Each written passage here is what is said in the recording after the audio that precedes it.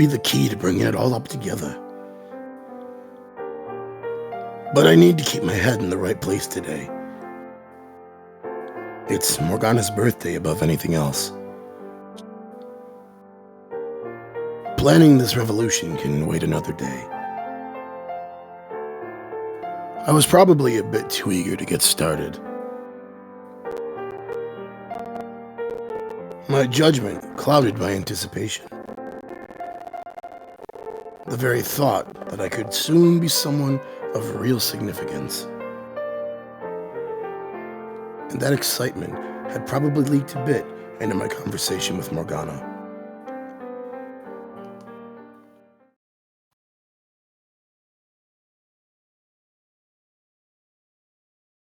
Jacopo? If only I had understood.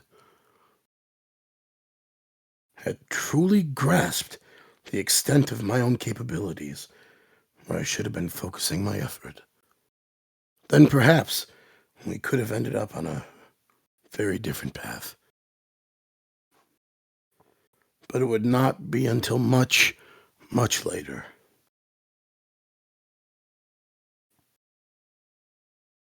That I came to realize the error of my ways.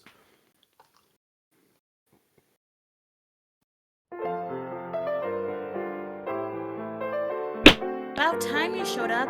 Get in here and give us a hand, would you? I was engulfed in the scent of roasting meat as soon as I stepped through the back door of the brothel. It smelled like it had been even seasoned with herbs, kicking my appetite into high gear.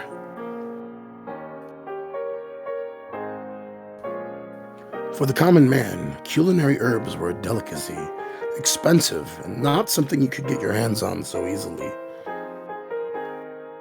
And that went doubly so for us in the slums. This is a much more elaborate than I was expecting. How'd you even get all the supplies you needed? It's mostly a mishmash of everyone's rainy day funds. Events like this are about the only way I can convince the girls to let loose. Everyone's also concerned about making sure they've always got plenty saved up, which ain't a bad thing in itself, but they're gonna end up stressing themselves straight to the grave. I smirked. Maria's heart was always with the girls. Obviously, the party was still for Morgana, but parties were meant to be enjoyed by everyone involved, not only the star. It would have been better if we could have given all the girls tonight off and partied till we dropped. But unfortunately, business isn't strong enough to afford that.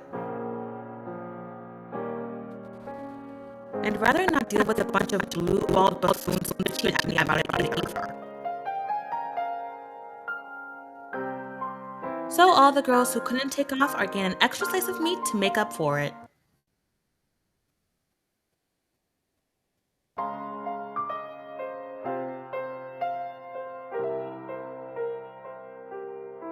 You're on cutting duty. And make sure to cut them exactly the same size. Don't want anyone blowing their top about not getting their fair share. Fate of the party is in your hands. Don't fuck this up. I get the feeling I'll be their punching bag no matter how precisely I cut the meat. On a somewhat different note, I'm surprised you had herbs lying around.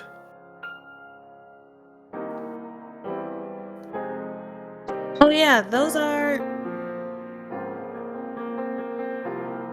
They were a gift from one of my regs. Oh, hello, Ceren. What's up, Jackie? You're as obnoxiously perky as ever, I see. That's how you're gonna greet me, you big butt?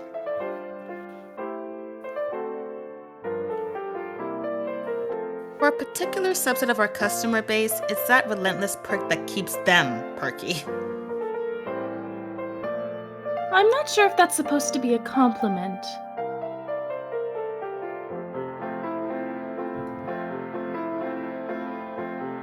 Some girls have to pretend to be spunky airheads to keep those guys coming back, but you're a natural. That's impressive as hell. It is? Whee! I've got the big boss's seal of approval! I don't think you quite get it, Ceren. You know how Ceren used to work up in the city? Well, one of her old clients followed her when she moved down here. And he's the one who gave her the herbs. Not the cheapo bottom of the barrel stuff either. This is some primo shit. Nice haul, Ceren.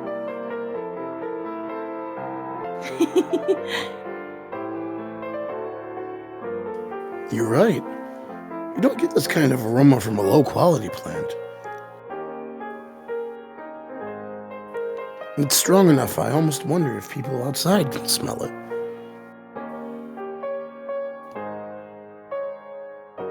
I bet we'll have at least a few customers drawn in thinking they were craving pussy only to find out they were really hungry.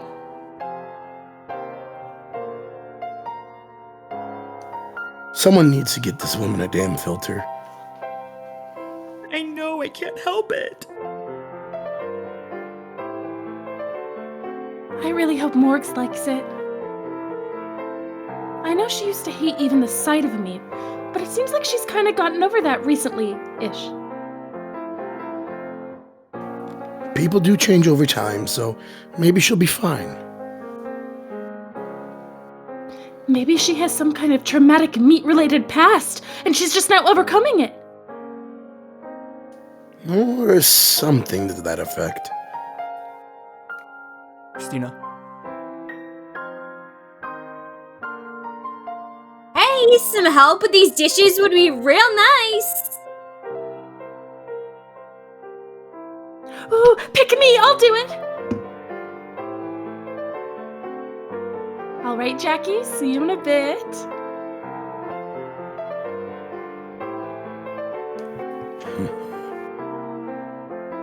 It shouldn't take long for her to make this place her home.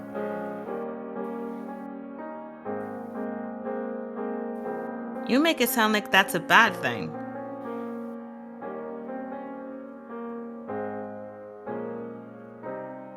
What, do you not want her here or something?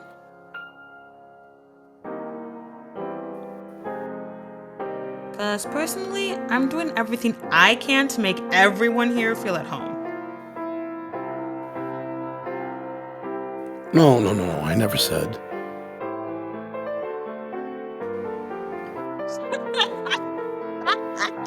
Why so serious? It was just a joke. I agree with you entirely.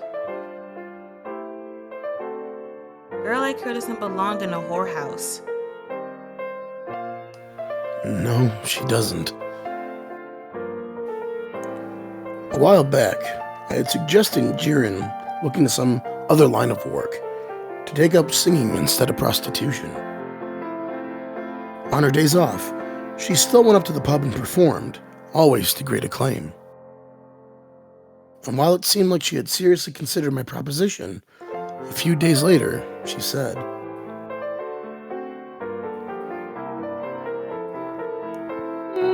I think I'd rather stick around at the brothel for a while.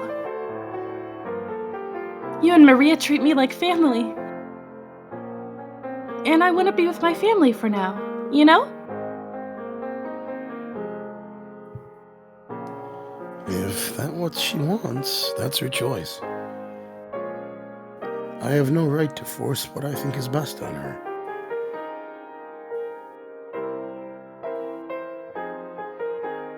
So, question.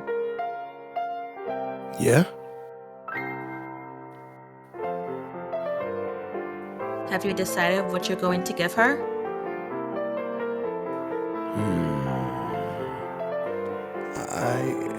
I haven't the faintest idea what you're referring to. Are you seriously playing dumb right now? Bullshit! I know, you know, I know, you know, I know. You know? Why does she have to be so damned astute? Or It's a is it gift. just that obvious?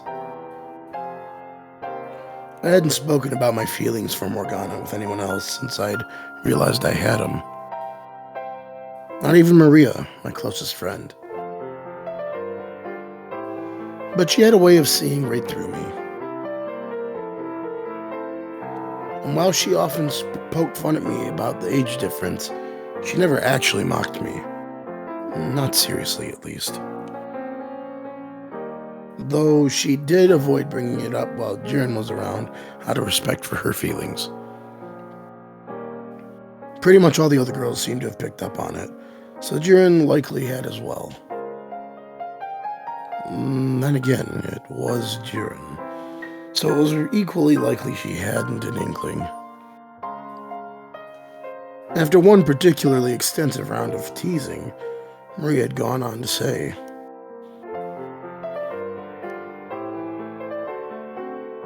In the end, all that really matters is that you're happy. Sure, I'll feel bad for Ceren. But ultimately, me and you, we've been to hell and back together. If I have to pick one of you, it'll be you. And yeah, I know, cheesy as fuck. You don't have to tell me. But hey, there's still the chance Morgana will give you the most brutal rejection of all time. Because she is 11 years old. Hell, I'd call that one more likely than the alternative.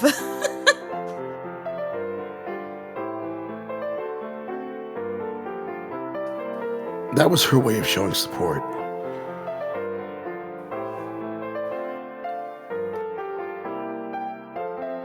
So what'd you get her? As your big sister, I'd be happy to check out the present before you give it to her. Make sure you don't make too big an ass out of yourself than you already have. Again, I'm older than you, and again, we're not related. Potato tomato. I bought a necklace as per your suggestion.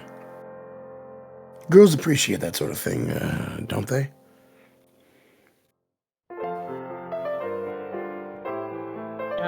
Most do. Me, I've got a taste for knives and other such pointy things. I doubt she has much interest in those, though. She's goth as fuck, so she totally would. But anyway, sometimes I wonder if you're actually a girl.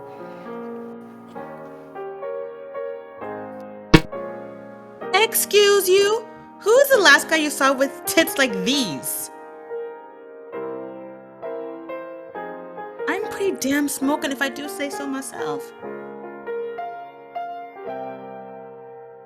You telling me this body don't light a fire in your loins? My goodness.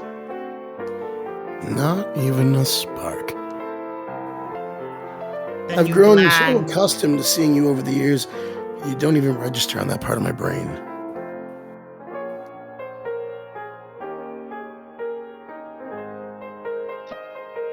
Is that how it works? You spend so much time with someone you go numb? Would you rather I did find you arousing? Hell no! You so much as lay a finger on me and I'll make sure you never get it up again. Then don't bring up the subject.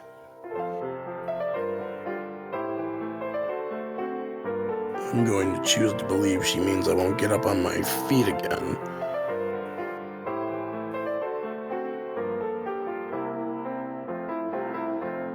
So? So?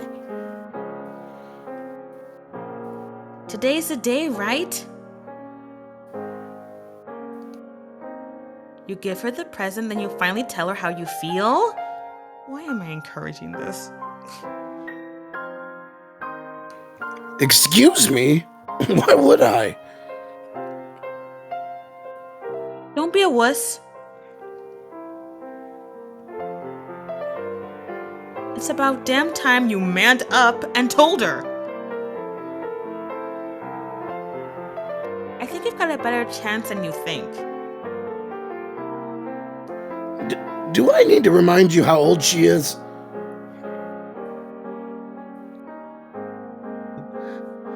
"12 as of today. So you are smart. Good for you. Practically an adult. Maria, shut up. Oh, no. I was knee-deep in dick at that age. Ugh.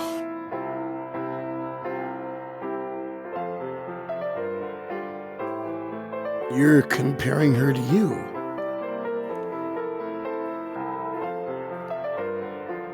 The longer you hold off saying something, the more difficult it becomes.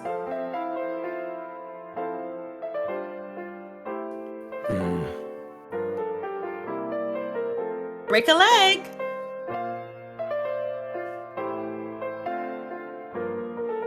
Party's gonna be in the back, so there won't be any customers around to interfere. All right.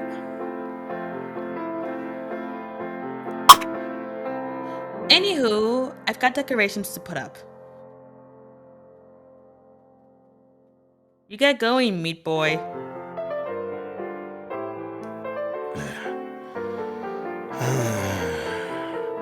Would waiting until she turned 16 really be putting it off too long?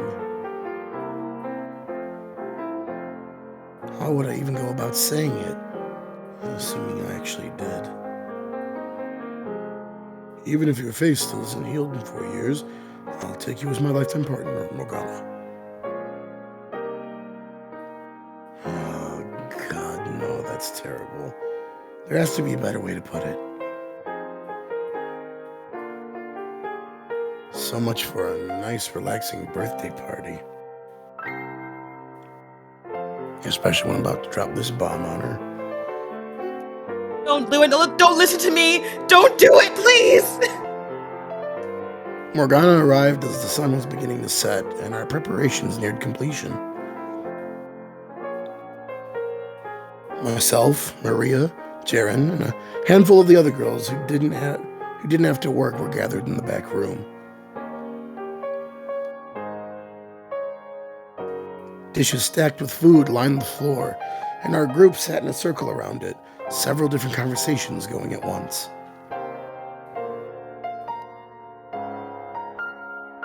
I apologize for not being able to assist in any.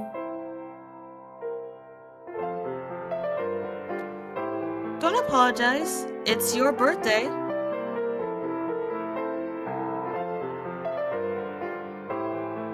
Sit your little bum down and let the world revolve around you for once.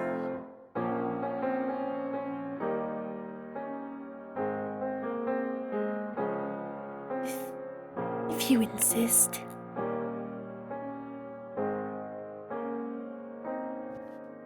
Atta girl.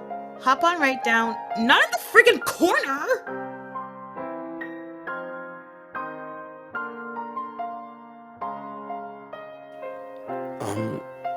Hey, Morgana.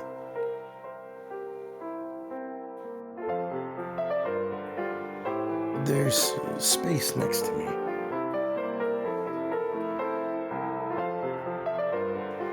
It's a much better spot than over there in the corner. You have that easy access to anything you'd like to eat.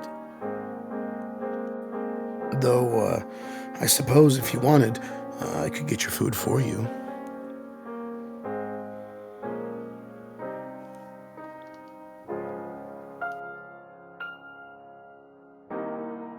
I'll sit next to Maria.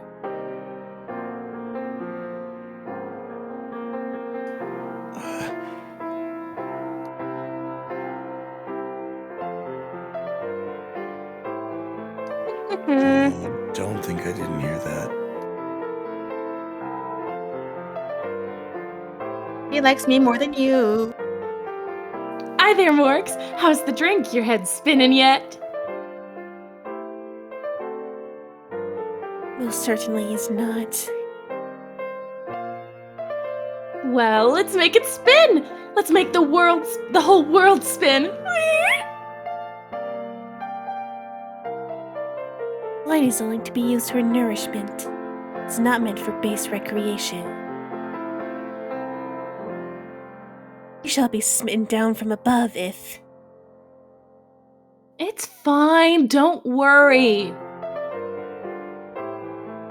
Even God's taken the day off to get wasted out of his mind. How dare you disrespect the Lord like that? Eat, drink, drink, eat, drink! Wait, stop! I can't!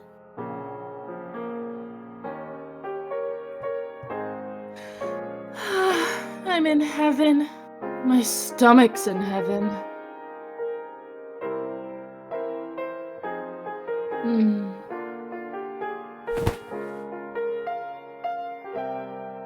He's sound asleep.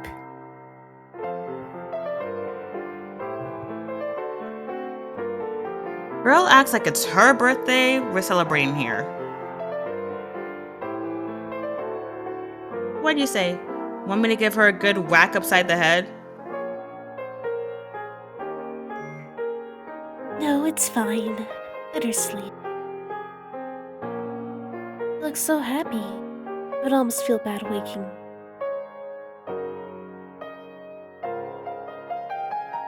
If you say so.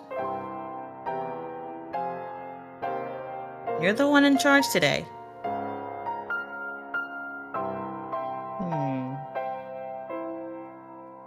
So you and Jaren getting on all right? Huh?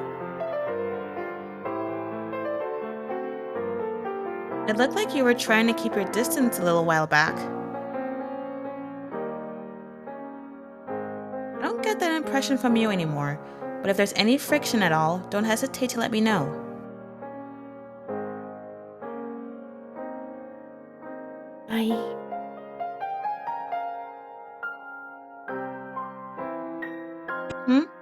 I'm getting along fine with her now. If anything does come up, I'll tell you. Okay. Well, I'm really glad to hear it. With Jaren, it's, well, what you see is what you get. Once you get past that, there's never a dull moment with her. Indeed. Although, it wasn't anything I did that cleared the air between us, but... Oh? Never mind.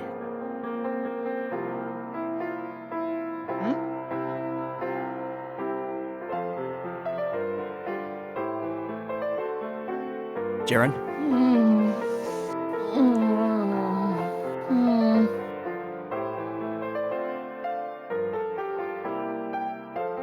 And this asshole thinks because he's paying, that means he can do whatever he feels like. And I'm having to tell him to back off and just, I can't believe some of these guys. I'm so sorry. Well, I've got a good one too. The other day, this guy came in totally shit-faced. Wait, are you serious? Why didn't you tell me about this earlier? I've chased the pricks off if I'd known.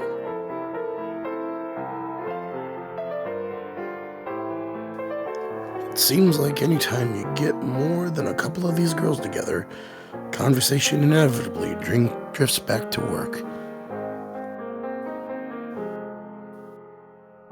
Which, of course, is the subject Morgana's least keen on. She looks like she wants to run away. Guess I've got to step in. You guys think you could maybe, change the subject?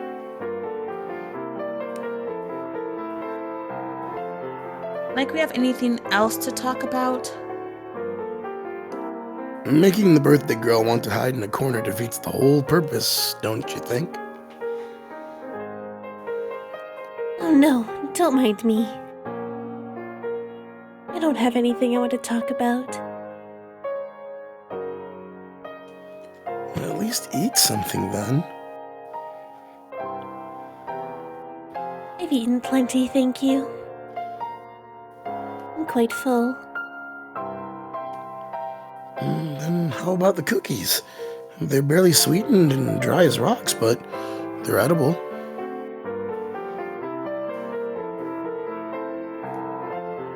Oh, you little bitch! You've got some stones to shit-talk my cookies to my face. Hey, stop it, Maria! Stop throwing things at me! Oh, I thought I kicked you.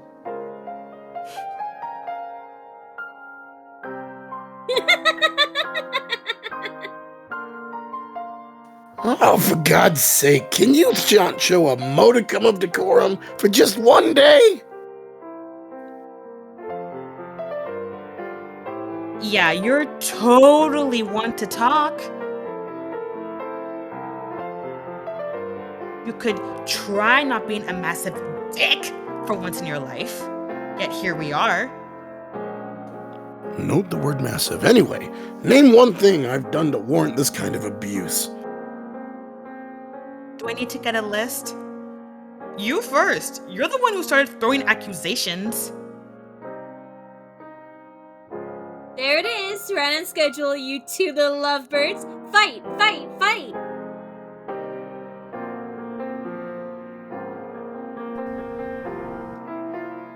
We are not lovebirds! I can do better than that guy. Ugh. I don't even care anymore. You are right about one thing, though. This is Morgana's day, so let's change the subject. Like I said, I don't have anything to talk about.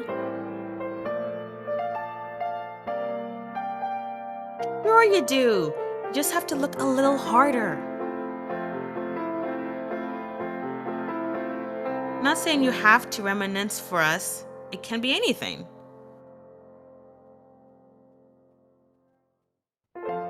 Let's see. Here's an idea. Are there any guys you got your eyes on? Maria, no.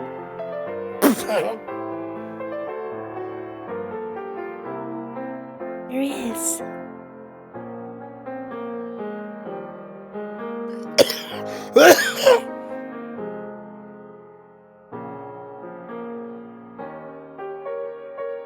What? Say what? Seriously? Who? Holy shit. Who is it? Tell me who's the lucky guy. Please don't tell me who I think you're gonna say. Odd. Ugh, I was worried for nothing. Huh?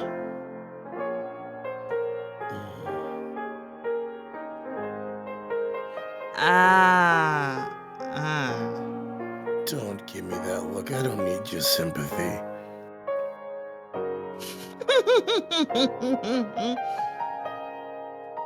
If you're gonna dream, dream big, right?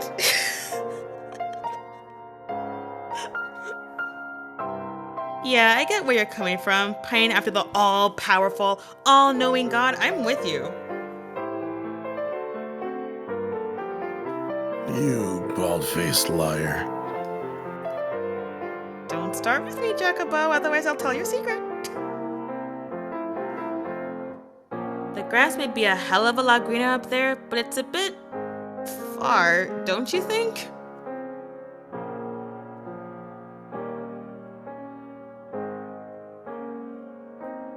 You'd better off settling for the weeds down here. Did she just imply I'm a weed?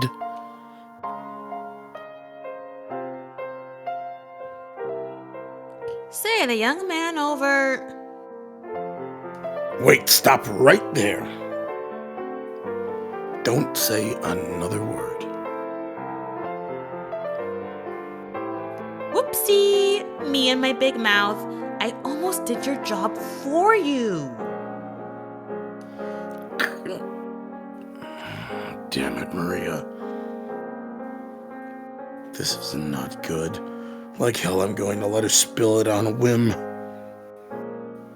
Then beat me to it and tell her first! I have to do something before she has another slip of the tongue.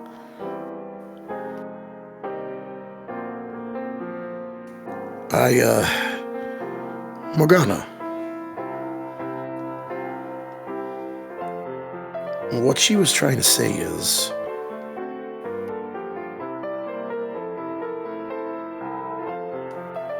that I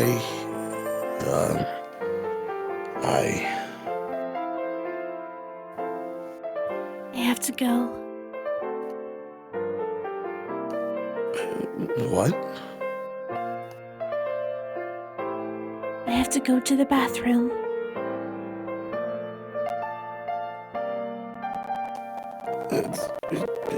Sure.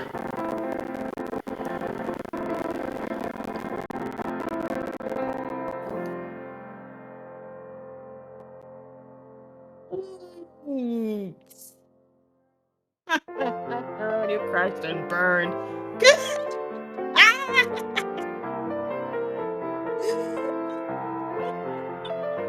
My sides ain't gonna last much longer if you keep this up.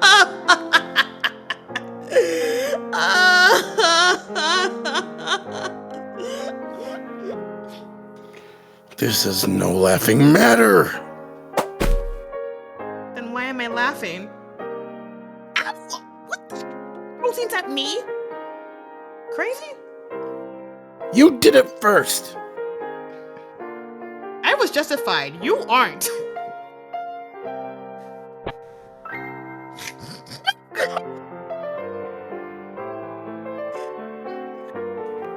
Damn it all.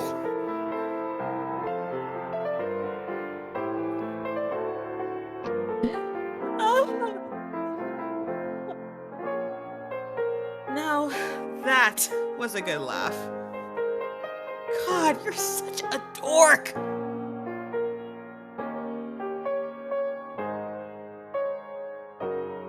How hard is it to just say it? It's not like you can compete with God, so I guess I see why you didn't say it. I mean, first cucked by God and then Mother Nature, but it would have been better, it would have been easier if you hadn't cornered me like that.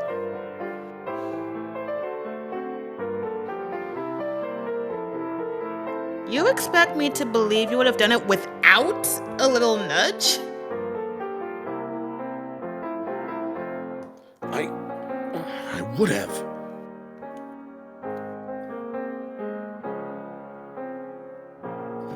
Eventually.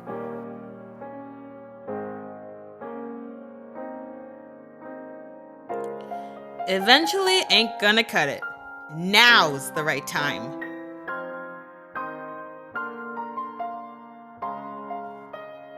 And don't worry, me and the girls won't make fun of you too much for getting your rocks off to little girls.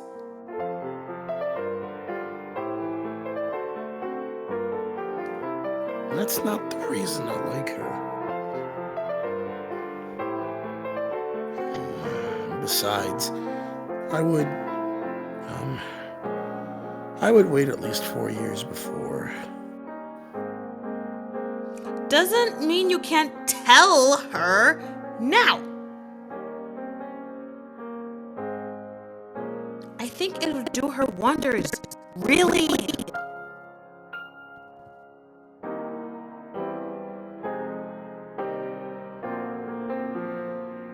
She's, well, you know. So I think knowing someone cares about her will lighten the load a bit. I mean, obviously, we care about her too. She's like family. But there are some things sisterly love just can't hold a candle to. Mushy romance may not be my cup of tea, but that doesn't mean even I don't think it'd be nice to have someone special every once in a while.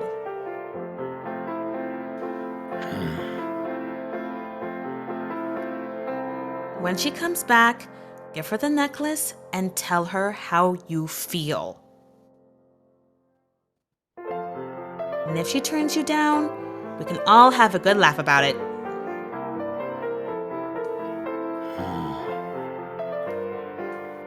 Maria and a few other girls chuckled. My lips had twisted almost into a knot from sheer, overwhelming discomfort.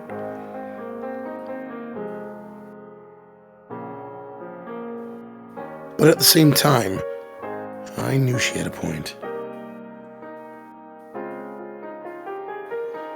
I could say how I felt now just as easily as 4 years from now.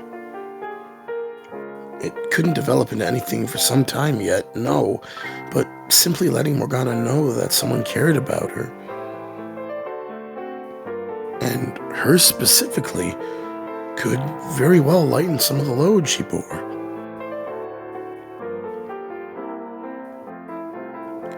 As much as she had warmed up to us, she still very clearly kept herself walled off.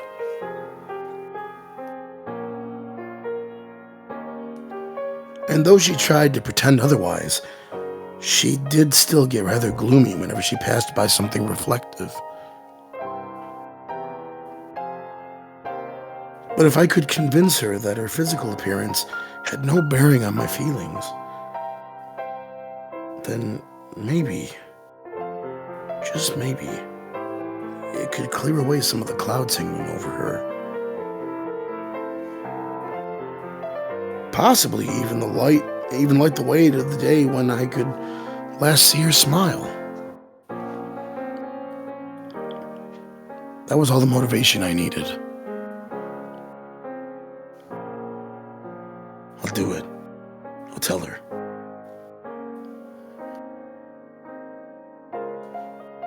Not only for myself, but for her as well.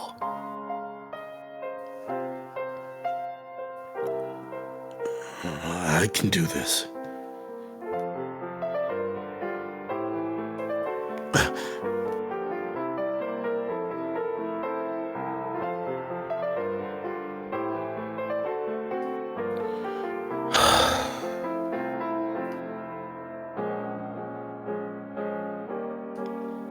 And now I'm making myself nervous as hell.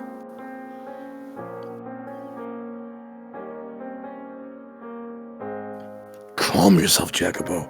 This is nothing. You infiltrated the Lord's manor, for crying out loud. Telling a girl how you feel is considerably less likely to kill you. Even a child could do it.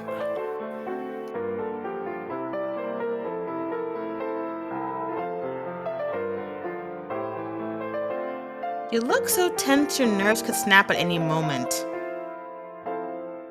I am not.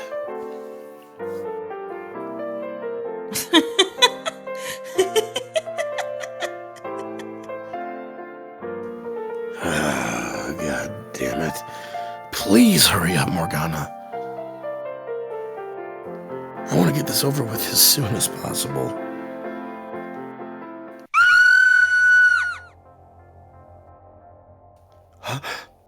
Was that a...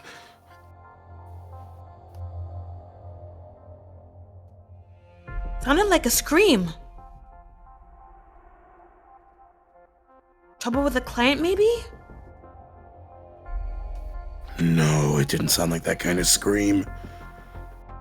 Something's wrong. I can feel it in my gut.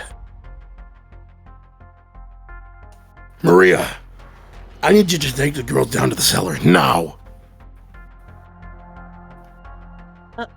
All right, I'll send them down, but I'm coming with you to see what's up.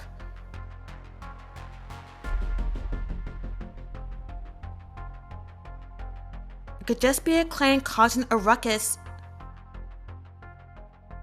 No, you go with the girls. I'll check it out. Now get moving!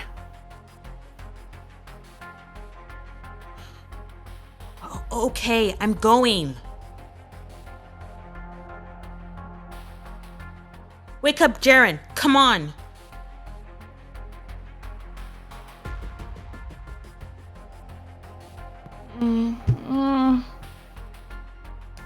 Now!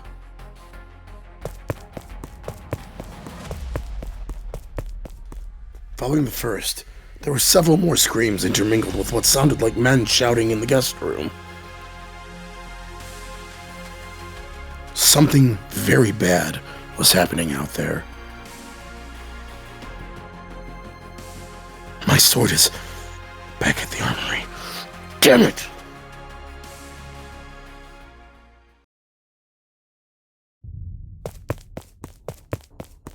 Taking a brief detour to the kitchen to grab a knife, I then dashed through the corridor toward the source of the disturbance. Shoving my way past a several-layer thick makeshift curtain.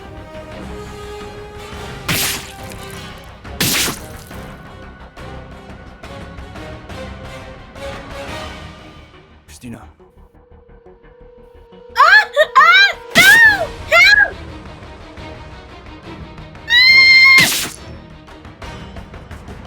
Frank. Stay back. I'm just a customer. I don't have anything. What the hell was I seeing?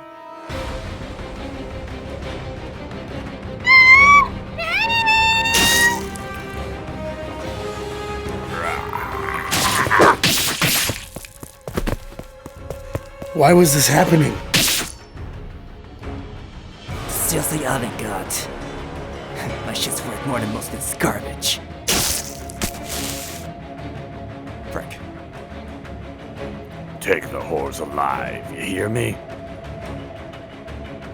They'll probably sell for more than anything else we find. They were laying waste to the brothel. Untrained, unarmed, and unclothed, the girls and their clients alike were helpless against the slaughter being rained down upon them. Bludgeoned. Mutilated. Massacred. A good dozen men, thieves by the look of it, had swarmed the brothel, utterly ravaging it. Blood spattered every which way, staining the colorful fabrics hanging on the walls. The stench of blood. Screams of agony. Cries of fear.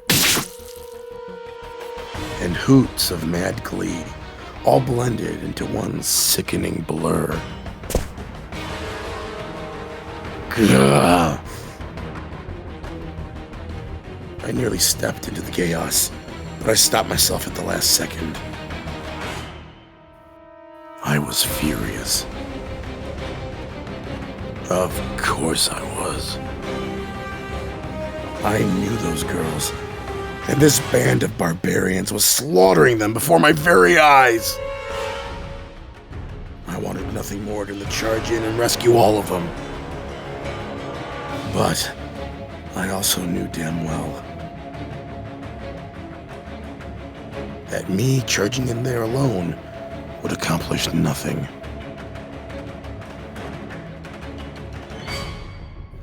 God damn it!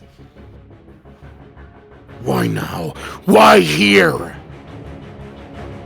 Why? And how did they get so many men in here? If there were any signs of organized movement, someone would have noticed. I would have heard about it. How did they manage to sneak past everyone we have on patrol? How is this even possible? A bunch of damned bandits managed to organize a raid of this scale without anyone catching wind of it! Ah, damn it! There's no saving anyone in the guest room. I need to find whoever else I can and get them out of here through the back. As soon as I had decided there was nothing I could do here, my next job was obviously to minimize any further loss of life. I knew, logically, it was the smart thing to do, but that knowledge didn't do anything to quell the anger roiling around inside of me.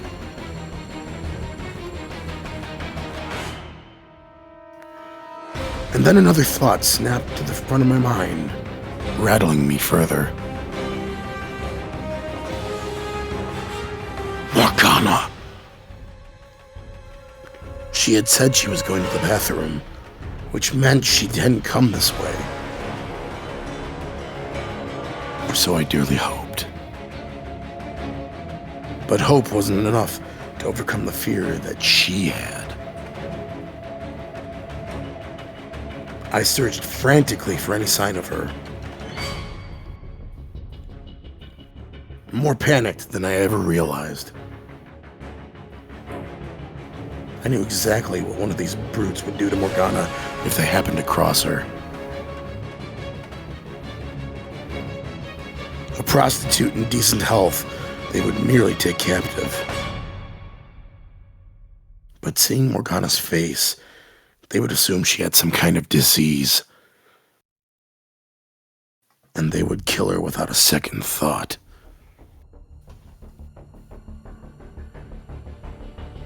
Morgana! Intending to take my search elsewhere, I set off. My shadow subtly darkening.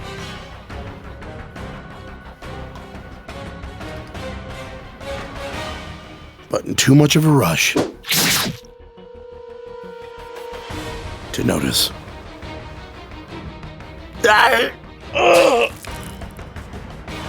Something seemed to crash into me from behind. The world flashed in and out of view. For a split second, the multicolored fabrics around me appeared in black and white. I barely held on to my consciousness. A few seconds later, a pain set in.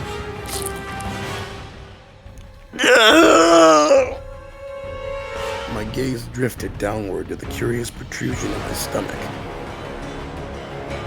The tip of a blade sticking out of my gut. Blood streamed along the metal surface.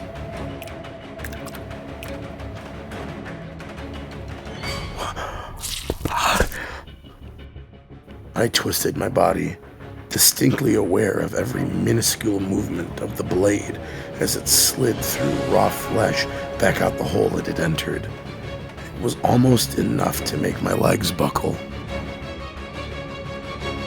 When I finally managed to turn all the way around, there stood a large man, probably grinning. He kicked me backward. And then...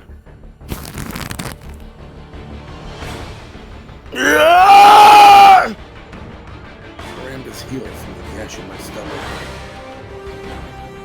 I let out an animalistic howl. It was a pain unlike any I'd ever experienced before. I felt as though I had been struck by lightning. The only thing I had room for in my mind was overwhelming agony. And before long, it reached its breaking point.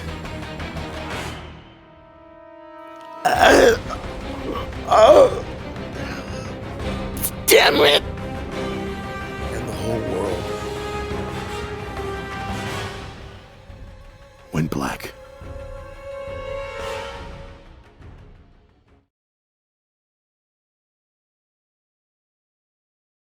Maria?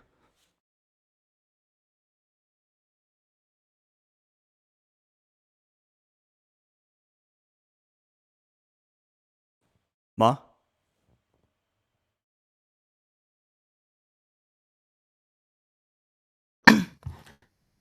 Jacopo? Jacopo! Wake up! Please, open your eyes!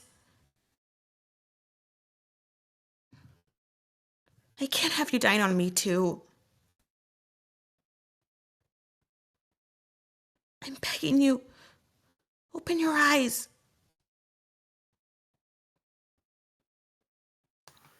Jacopo?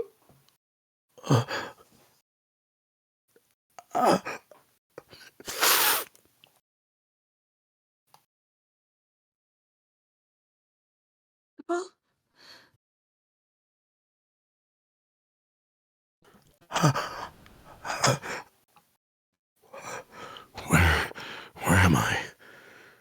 The back room of the brothel?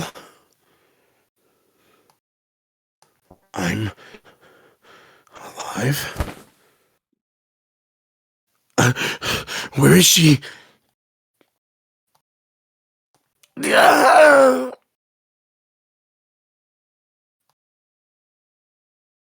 Lie back down. Or are you trying to kill yourself? You're hurt bad enough as it is.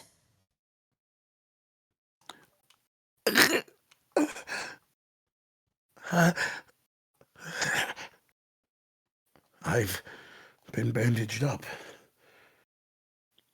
They're still bright red. I guess the bleeding isn't stopped. I'm cold. Swear to God, I was sure I'd lost you. Maria, are you crying? Got a problem with that? Asshole. I'm sorry. How many years has it been since I last saw her cry? It was back when she was 12, I think. Besides us, there are 2 other girls here. No sign of Morgana or Ceren.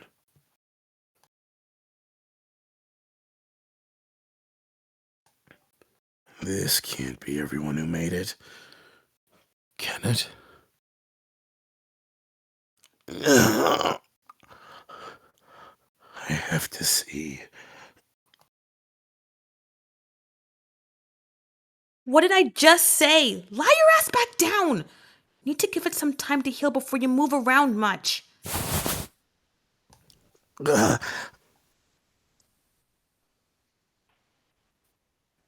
Jacopo!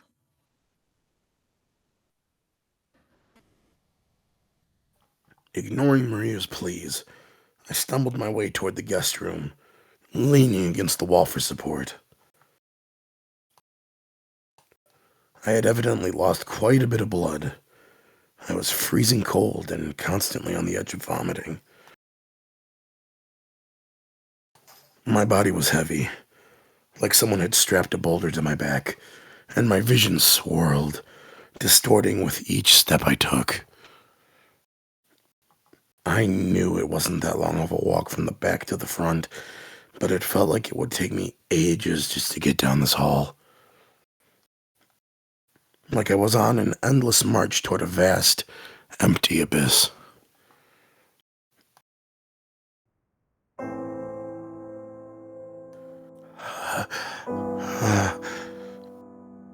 I had braced myself. But what I felt when I stepped into that room was a despair too deep for words. The meager scraps of strength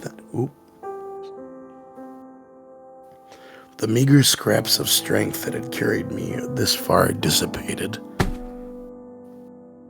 and I slowly slid down to my knees.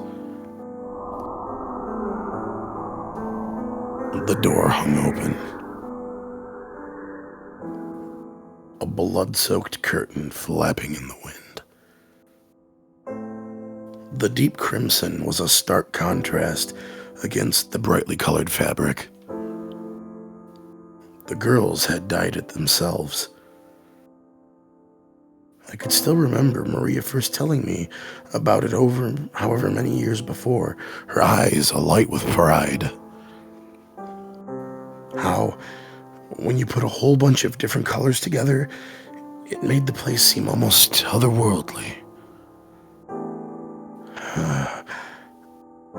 And the patrons who had been drawn by its allure today had not found themselves in the land of milk and honey, but instead cast into a pit of death.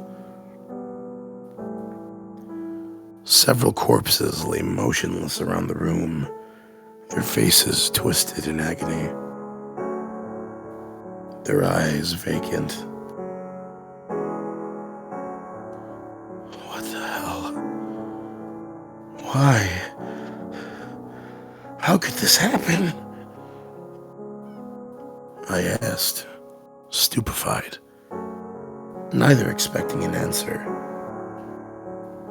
nor trying to place the blame on anyone's shoulders. It was an empty, meaningless lamentation.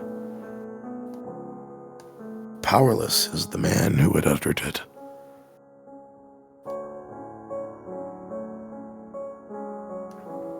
All of us felt the same way. Hopeless, helpless, horrified. Not more than an hour ago, we had been having a party, for God's sake. Fooling around like a bunch of idiots. The girls complaining about their clients, plates of food, specially made for her birthday. Her birthday. Where's Morgana?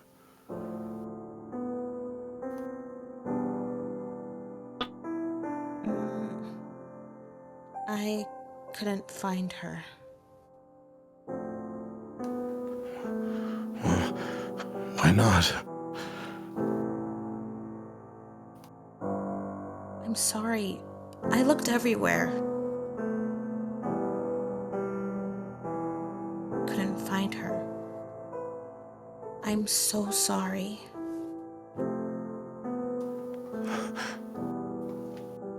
I wanted to tell her I wasn't blaming her, but I couldn't find the words. If anyone, it was myself I was disappointed in. How could I have failed to keep her safe? Why had I been unable to find her? Why was I so damned powerless? This was supposed to be a good day for her. I had wanted to make Morgana's 12th birthday into a special occasion, something truly memorable. To celebrate the bright future ahead of her. And I had failed in the worst way imaginable.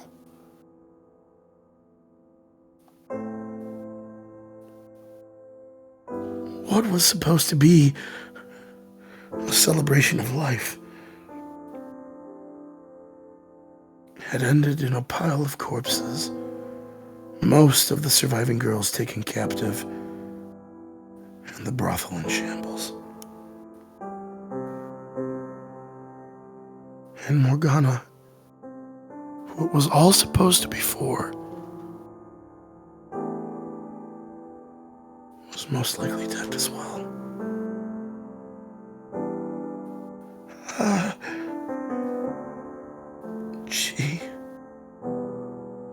She was dead.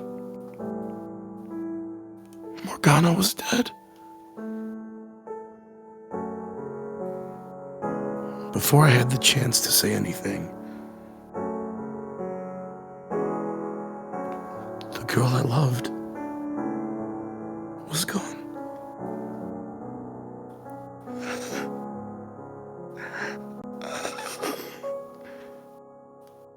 All because I was weak. Because I hadn't been cautious enough. Because I was completely, utterly powerless.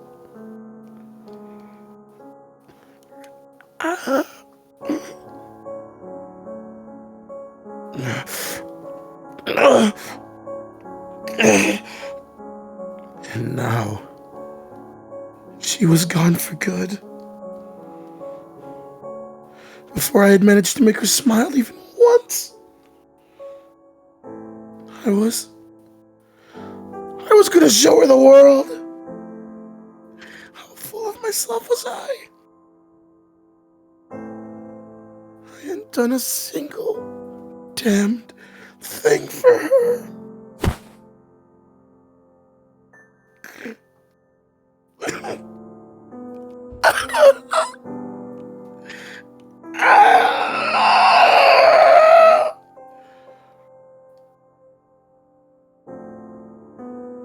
Physical strength was meaningless for what I wanted to achieve. What good was being number 2 in our little band of peacekeepers if I couldn't even stand up to a pack of bandits? I didn't have any real power. I was worthless, helpless, weak. My sole job was to keep this place safe. And it was painfully clear now how unsuited that I was to the task. My initial fears were right. It was only the 4 of us who had made it through the assault. Maria said that while they made it to the cellar safely, they were soon discovered and most of the girls taken captive.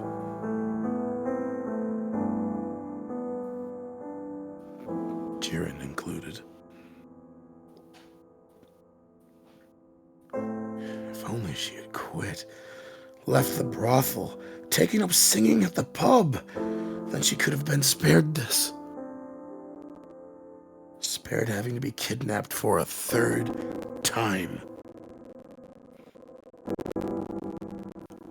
But because she thought of us as family, because she cared about and wanted to be with us, she was taken away. If I had power, this all could have been prevented. Not physical strength or skill with the blade, but real, meaningful power. Political influence, import. If I weren't a peasant, no one would dare stand up to me. No petty thieves would ever consider raiding my property. I could have hired guards to watch over the brothel. The only reason the Lord, that reprehensible man, was still alive is because he had real power, enough to assure his own safety. I had that kind of power, everyone would still be here, safe and sound. I could have made certain of that. Maria wouldn't be crying. Ceren would still be a part of our family. And she, Morgana, would still be alive. She would still be by my side. That one simple thing could keep anything like this from happening again.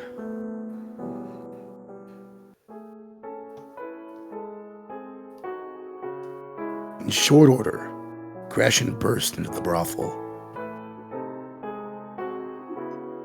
Seeing the carnage, he wailed in grief, which quickly transformed into fury. I watched on, only really half paying attention as he raged. He marched over and said something or another, though I couldn't say what. After the fact, Maria told me that I had been in a stupor the whole time, that Gratien was there. He had apparently tried to cheer me up, though soon found myself frustrated and I finally disappointed in me.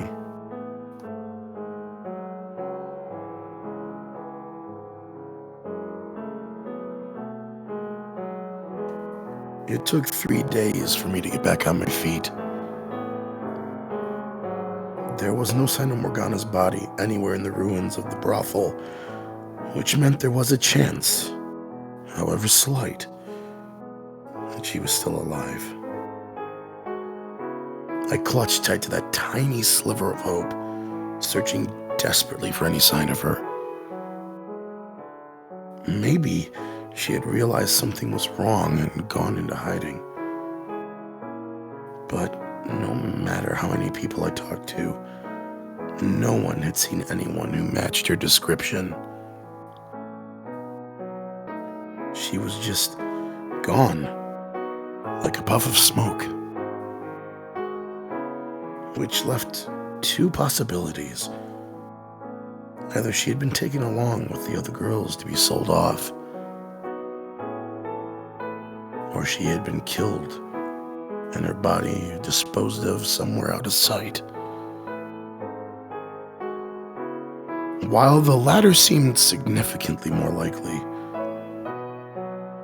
deep down, I still yearned for even the slightest trace of her.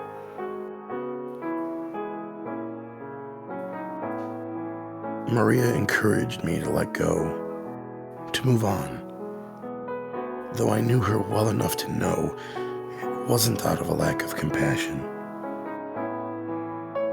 The whole affair had visibly taken its toll on me.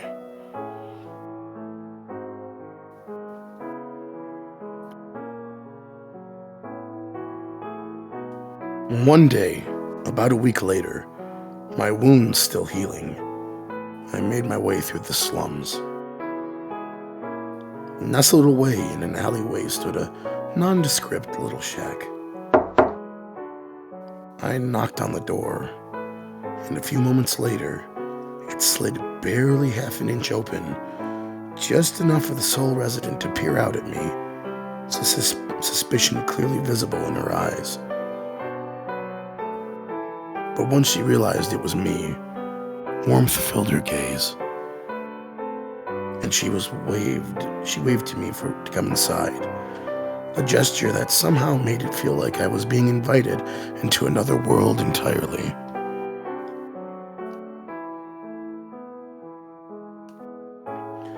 Beyond the door stood a noblewoman who held herself with an elegance and grace unbefitting of the slums, but a darkness that felt right at home.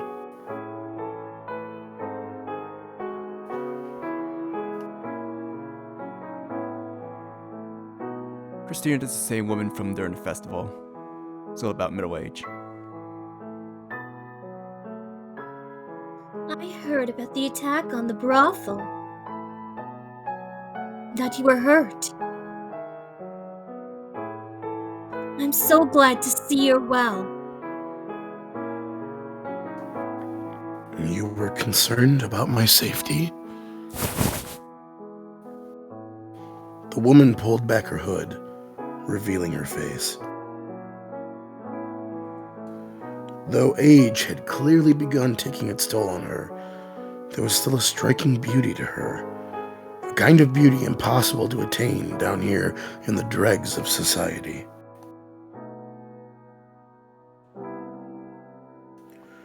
Her hair was burnt brown, her skin dark, and her facial structure somewhat similar to mine.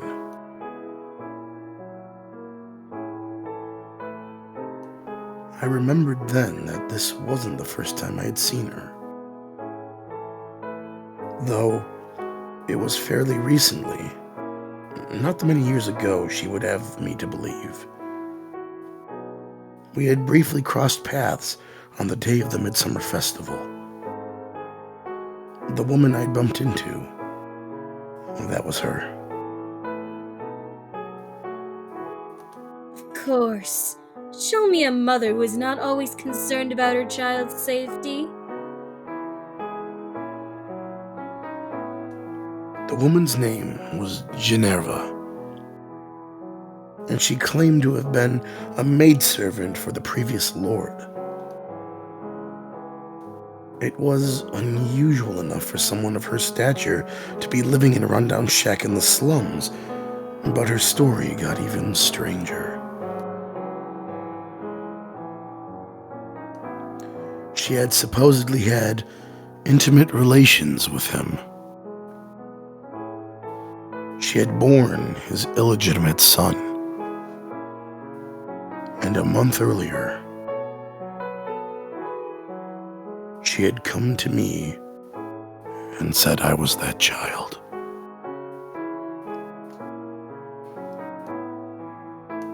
Says the woman I'd never seen until a month ago.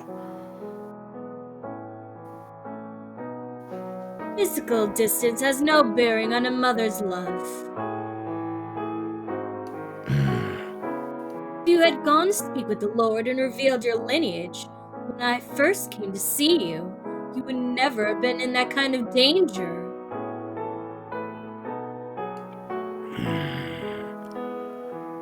Ginevra spoke as though she knew exactly what had been going through my mind this past week. The very words that had dominated my thoughts as I looked out upon the wreckage.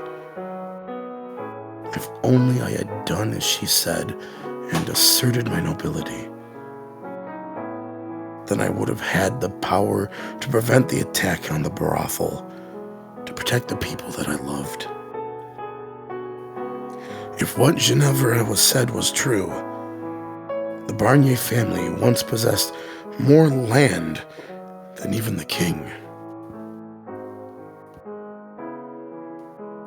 That land and the family was divided up between each of their sons.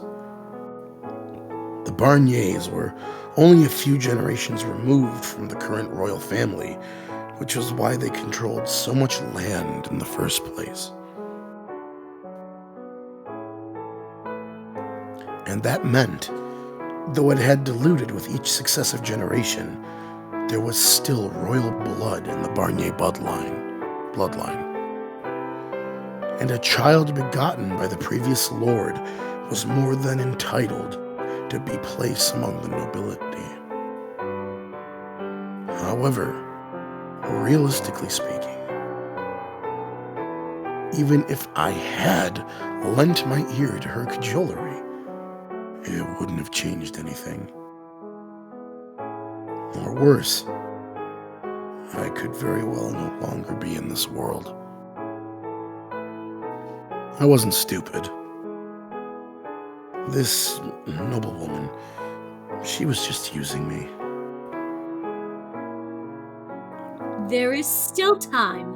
Go to the Lord's manor. Show him. I'm not really your son, am I?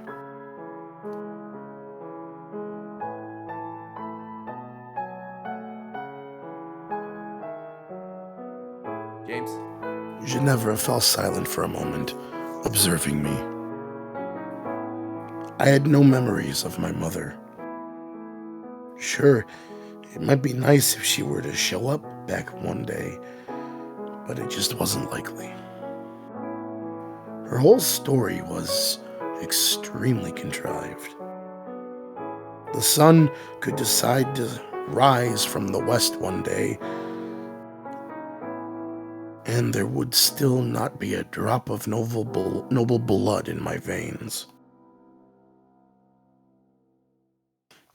I knew perfectly well how filthy the blood in me was. Discussions will progress much smoother if we both know what the other wants out of this arrangement. Start by telling me who you really are. Were you actually a maidservant for the previous lord? Yes, I was. She gave a nod, then walked over to a grimy shelf and retrieved a ring that looked very much out of place. It was made of gold, engraved with an elaborate insignia. There wasn't a metal worker anywhere in the slums, or the city proper at that, who could craft a piece so intricate. Look at this. It's the Barnier family crest. Previous lord gave me the ring as a gift.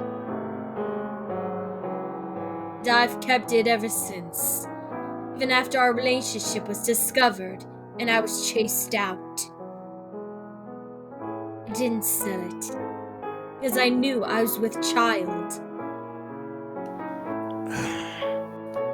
They will have no choice but to acknowledge you as a legitimate heir if you show them this ring. Why did you wait so long to come find me then? I was afraid they might kill you if I brought you in as a baby. Why were we separated? Misfortune. Day, bandits came, kidnapped you. Presumably, they were hired by the Barnier estate because they didn't want your existence coming to light. Consider it a miracle you're still alive. I can only imagine the stern look on my face as I listened to Ginevra speak. Part of me did, indeed, want to take everything she said as true. Wanted to believe I was someone important. I wanted to grab hold of that fantasy that I did have noble blood in me and never let go of it. And had I not come face to face with my own powerlessness a week earlier, perhaps I could have swallowed the delusion. Used it as a stepping stone for my dream to show Morgana the world. It would appear you've done your research. I don't have any other family, to the best of my knowledge, which does indeed make a good candidate for you to step in and claim your stake on.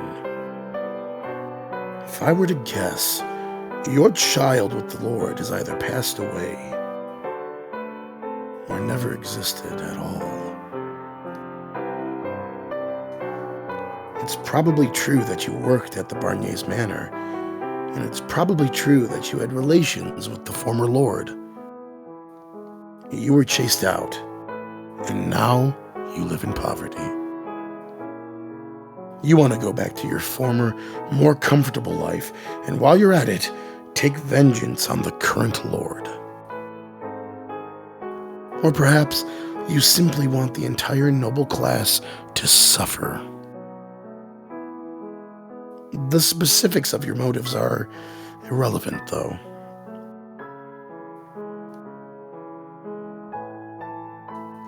Being a woman, you have no means to accomplish that yourself. So you came up with the idea of using a fake son.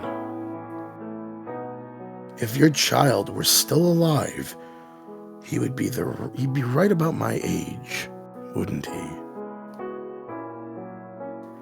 And we look similar enough for you to convincingly claim we're related.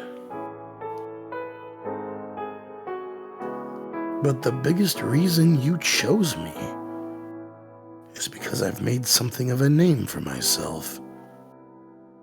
Because I was one of the people involved in inciting the revolt 3 years ago. The perfect choice to spearhead a revolution. How dramatic. The man who set the Lord's slaves free was secretly his family. The people would eat it right up. So, how far off am I?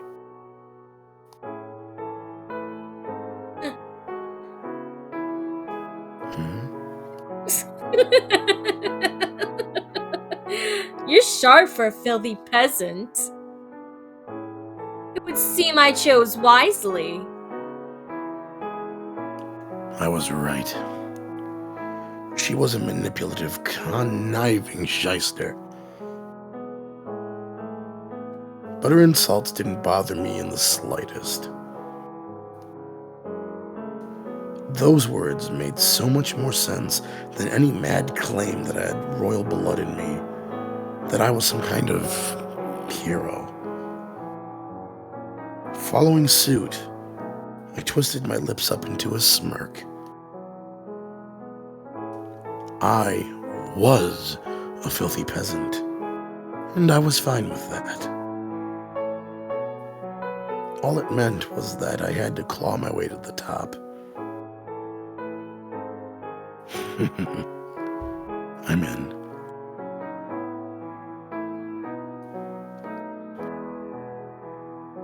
Ginevra and I then discussed the details of her scheme, after which she gave me the Barnier's ring. I doubt anyone would ever have imagined it would end up in the grimy hands of a slum rat. Once our discussion was done, I headed straight to the pub where the rest of the gang liked to congregate.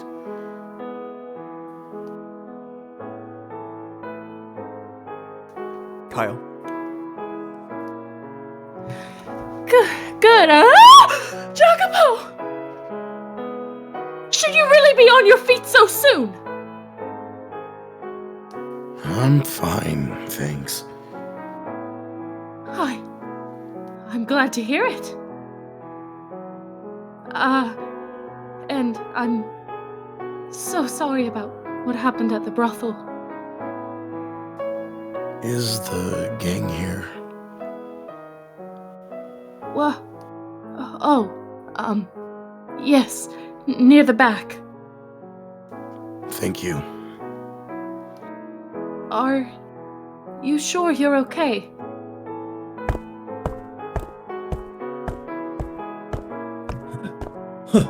Oh shit. Well look at the cat dragged in. Was talking about going to whip your sorry ass back into shape.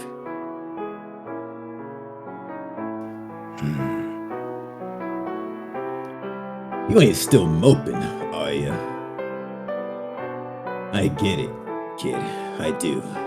It's bollocks. But you're a man. Instead of crying, you should be. Gratien. Yeah. It's time we started ourselves a revolution. Huh. Are you just gonna stand there and stare at me, or actually say something? You're the ones always going on about revolution this, revolution that. I think it's call it being shocked to silence. Yeah. You serious about this, Jacopo? Am I one to joke about this sort of thing?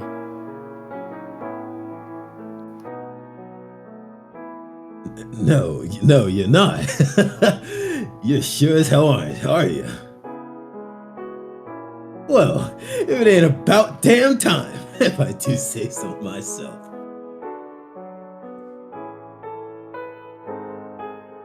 I knew you'd come around eventually.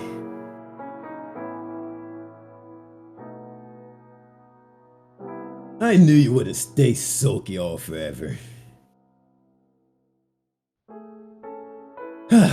Thank God. Things would get way better once you rip that fucker's heads off. Should cut down the number of people turning into thievery so we'll never have to deal with anything like what happened at the brothel ever again. Never again. You hear me? Indeed.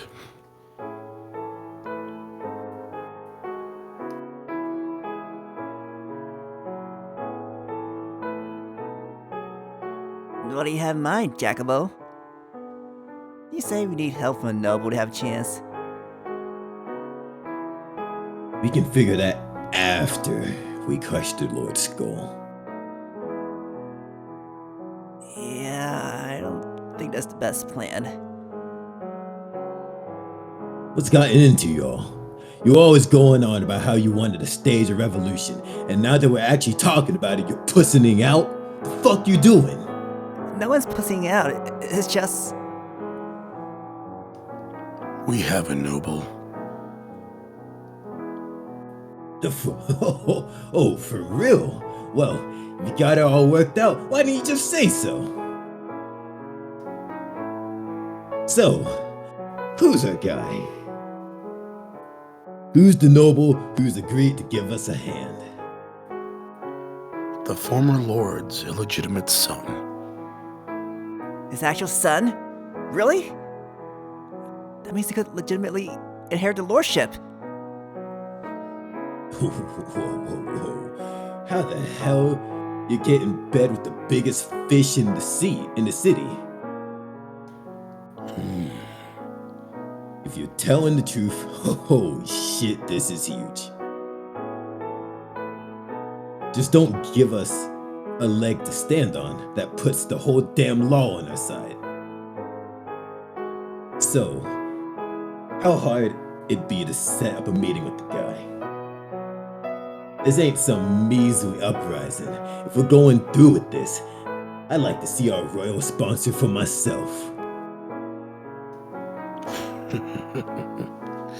You're looking at him.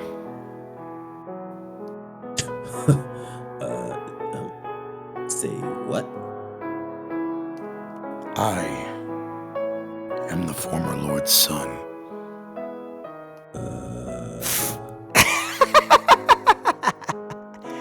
No way. Not a chance. Seriously, kid. You need to find yourself a functioning sense of humor because that shit ain't funny. I'm telling you the truth. And this ring proves it. It's a nice ring and all, but it's the prove you're a Barnier. Where did you... How? This is the real deal. I was a slave at the Lord's Manor for a while. I've seen the family crest enough to recognize it. As I said, I'm not the kind of person to joke about this sort of thing. What? So wait, you're really... holy shit! I can't believe it! What is an actual noble? He always did seem a little, not like the rest of us, Jacopo. More uptight. pretty sure I said the same thing when I first met you. That you looked like some rich aristocrat kid. This is great, guys. We can actually do this. We can actually make this happen. Let's do it. Let's start a revolution. Every guy here? Yeah!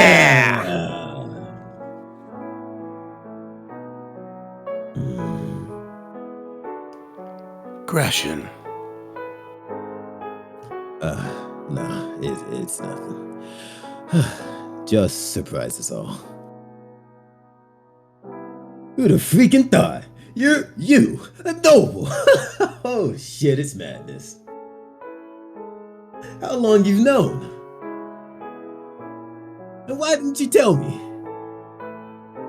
I thought we were friends. I only found out recently. I'm sorry for keeping it from you. It all happened very suddenly. I was waiting for the right time to say something. No need to apologize, kid. You just put the wind back in our sails. Don't think I'm gonna start buttering up because you're a bona fide stick-up-the-ass type now, though. Of course not. The last thing I want to see is you licking my feet. Alright, fellas. We got ourselves some nobles, so let's set the date and get this ball rolling. Yeah!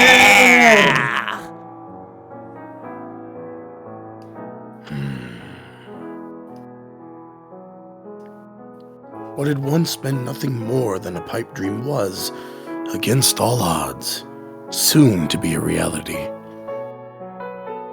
Everyone wanted the Lord removed from power. They were angry and frustrated, and on several occasions had even seriously considered resorting to another revolt to make it happen. But no one had been able to turn those emotions into actions, because they all knew a revolt was destined to be quashed before it made any difference. That there was no hope to be found down that path. But an actual revolution, that was another story. Especially with someone poised to take the Lord's place on their side. They had a fighting chance, and they had no reason not to take it. As the fire in their eyes swelled to a blaze, mine seemed to sputter out, leaving behind a withered husk. I felt as though I was sitting in a theater, watching on as the story unfolded before me. No, that didn't quite capture how I felt. I wasn't even watching it with my own eyes, merely listening quietly as someone recounted for me their heroic deeds. The fact that I was an indispensable part of this operation still hadn't fully sunk in. All I knew was that I was completely powerless anymore. I wasn't completely powerless. But while fiery passion and hope for the future filled Gratien and the rest of the gang, a dark, poisonous revulsion for God and fate streamed in to fill the hole left in me by the attack on the brothel. Preparations proceeded smoothly, with Ginevra providing inside information and guidance.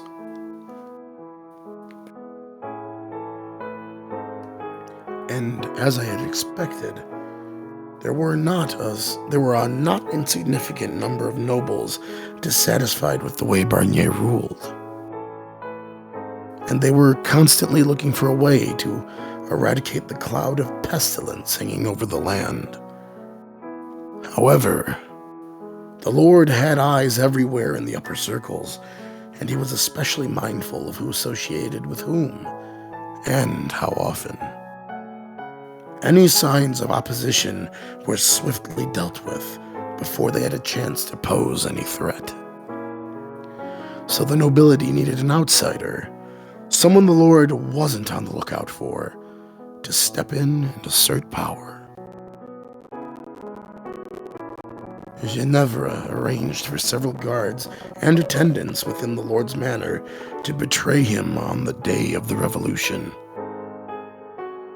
They would open the door for us on the inside, and we would storm the manor.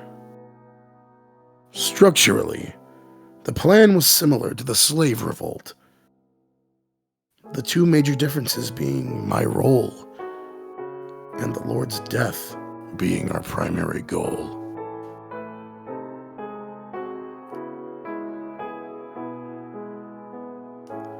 As the day drew nearer, it was all anyone in the slums seemed to be talking about. Though we did our best to encourage everyone to stay quiet so as to not alert the Lord, it was impossible to keep the excitement contained. And it wasn't long before word reached Maria's ears.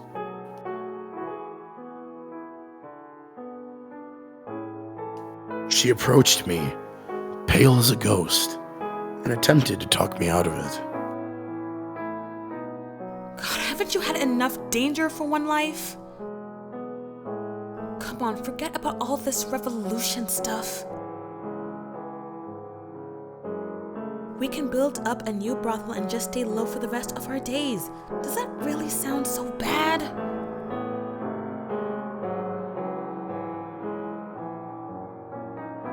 You're the only friend I've got left, Jacopo. She was practically begging, which she almost never did. While I sympathized with her, Maria's desperation did nothing to try my resolve. And before long, the day was finally upon us.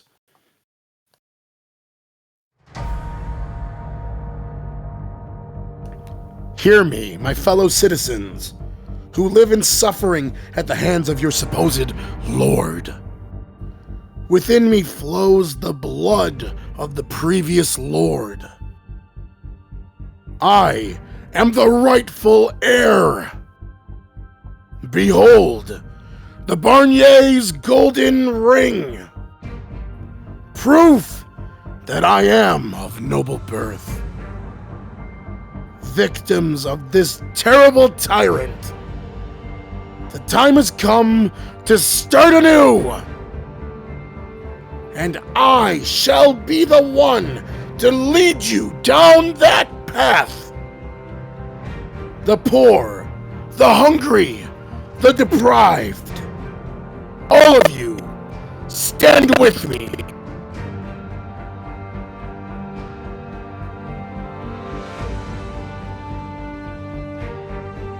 Before we commenced our strike on the Lord's Manor, I gave a little speech in the city square.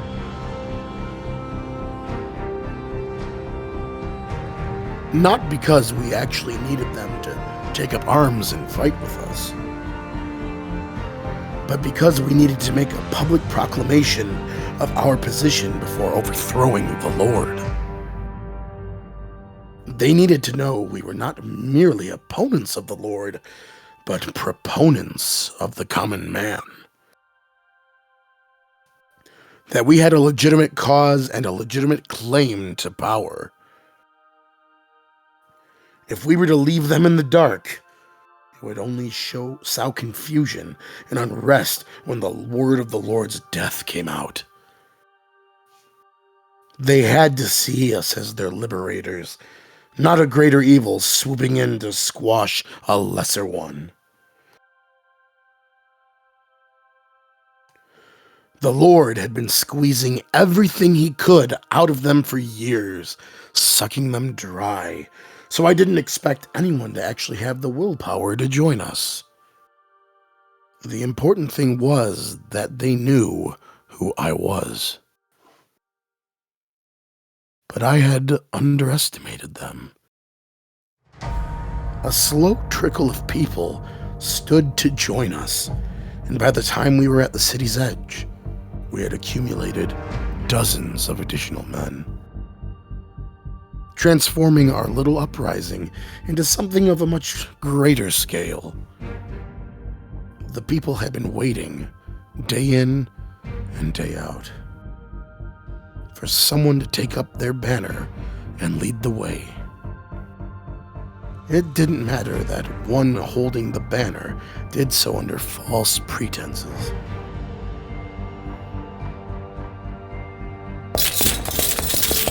Frank. Intruders! We're under attack! Yeah! Get him!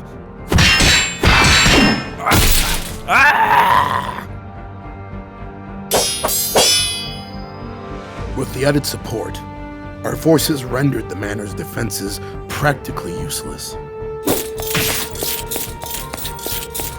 Townsfolk flooded the property, overwhelming even fully armored soldiers. Farmers turned the tools of their trade into deadly weapons, plunging all manner of spiked implements into guards' necks. It didn't take long for the pungent stench of blood to fill the air. Panicked servants scrambled away from the chaos as quickly as they could manage. And I made my way through the corridors to the Great Hall, where the Lord presumably waited, Gratien at my side.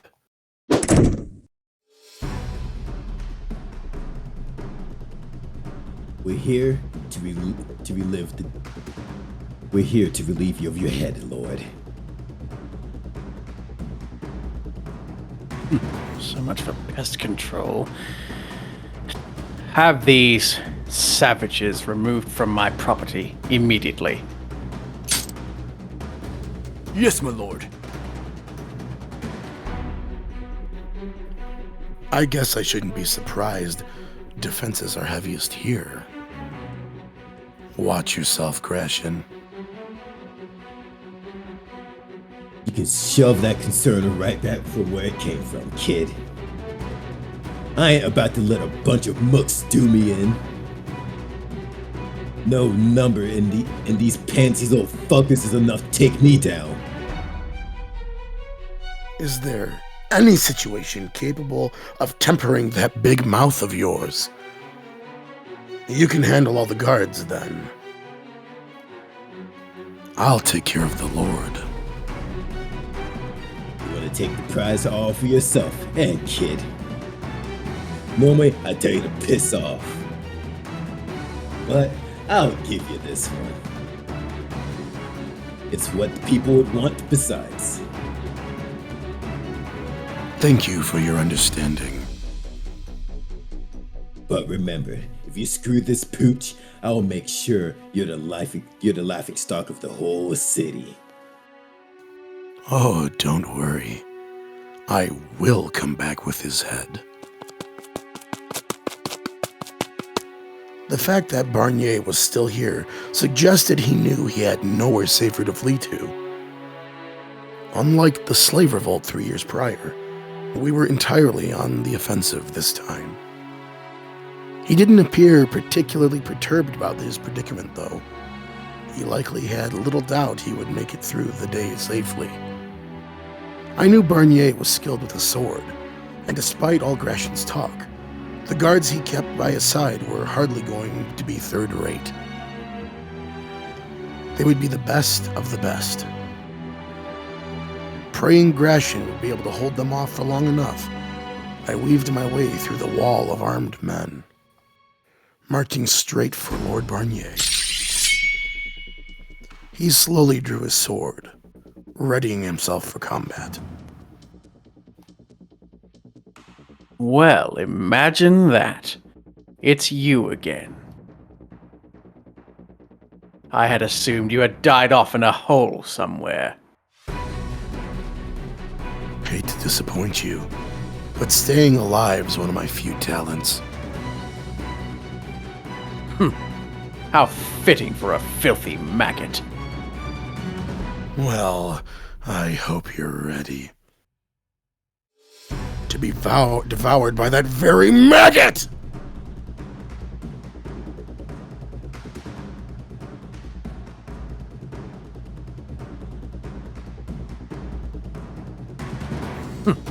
It would seem your tongue has gotten rather sharp since we last met. Even though you sound like a mewling kitten trying to roar like a lion. Though I needn't remind you how this played out 3 years ago, do I? Your blade will never get anywhere near my head. Nah! I will, however, give you a good reminder of precisely how feeble and worthless you slum rats are. Within me flows the blood of the royal family, direct descendants of God himself, while your blood is made from the refuse of the earth. We are no more the same species as a worm is a wolf. Your very being in my presence is a slight of the highest order. I think you'll find our blood is much more similar than you think. When I take that ugly head of yours off your shoulders, we can both get a good look at how equally filthy your blood is to mine. I am not the boy I was 3 years ago. I'll drag you down from your throne on high and show you for the dregs of the earth who you really are. You would dare insult me, cur? We traded strikes, going on offense and defense in roughly equal parts. Barnier was quick on his feet and quicker with his blade. When I attacked, he swayed effortlessly out of the path, like a stalk of wheat in the wind. And when he attacked, he was like a typhoon. He had a prowess that could never be overcome with brute strength. However, I had not spent the last 3 years idle. While I could hardly imitate the refined swordsmanship of a trained nobleman, I had a much better grasp on how and when to most effectively put my weight into a swing, how to maintain the ideal amount of distance between us. And there was one other key difference. I had no intention of running. Either I would take off his head, or I would end up in a bloody heap on the floor. There was no other way this battle could end. Think about what you're doing, slum rat. About who you're pointing that blade at. An attack on me is an attack on God! It is an act of unspeakable sacrilege! A little late to take that moral high ground. You that afraid of dying? Then put your tail between your legs and start running! You insolent! I am the rightful heir of the Barnier family. The blood of the kings of old flows in my veins. And I am the ultimate ruler of this land and my people. I would never condescend to turn my back to a worthless rat! Well, don't say I didn't give you the choice!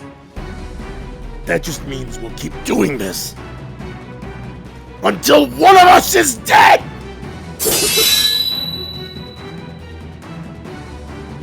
Every swing, every step, every slight shift of balance had a little more weight than the last.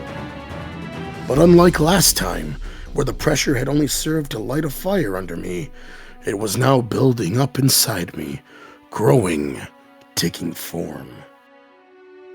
I could now perfectly trace the path of his blade, dancing through the air.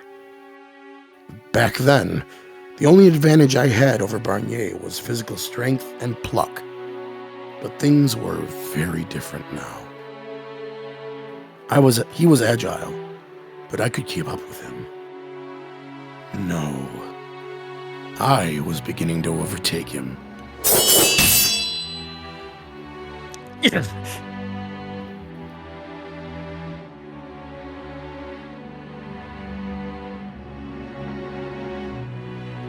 Ha! Allow me to borrow your words, if you would. Perhaps you should save that snide yapping for when you have the skill to back it up! Don't get cocky, you insignificant rat! You treacherous cur! The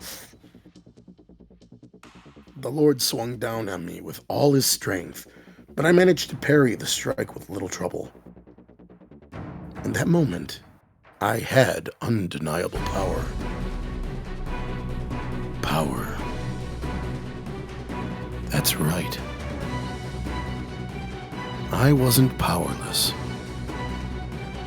And I could never let myself be powerless again.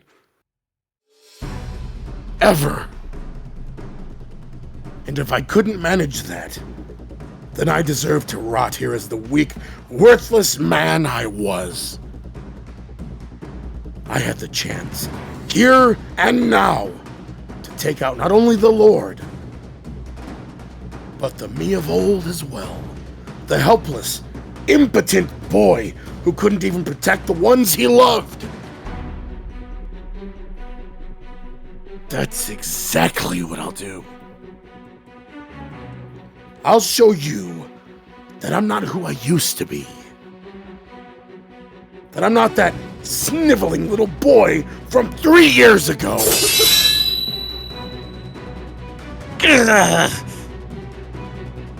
Before long, Barnier was coming up against the far wall. You impudent worm! We were both breathing hard, dripping with sweat. The air seemed to waver like there was a fire burning between us.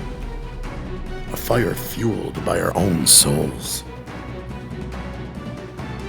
And that heat extended to the entire hall, in staunch defiance of the cold winter sitting beyond the walls. Perhaps the room had transformed into one of the halls of hell itself. Where's your god now, huh? It's time to end this. Your time on Earth has come to an end, Barnier! I readjusted the grip on my sword, repositioned my feet on the hard floor, lining everything up for my final strike, and then threw a little extra fuel on the fire before breaking into a dash. However, Kyle.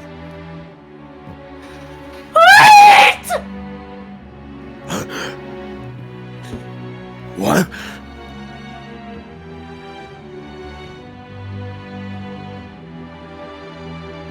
The last person I expected to see stood there between me and the Lord, bringing me to an emergency stop just moments before I would have taken off his head. Ceren? But because I had been running at full speed, I staggered, almost tripping before catching my balance. She reached out, placing her hand on my shoulder, pleading at me with eyes the color of early spring leaves.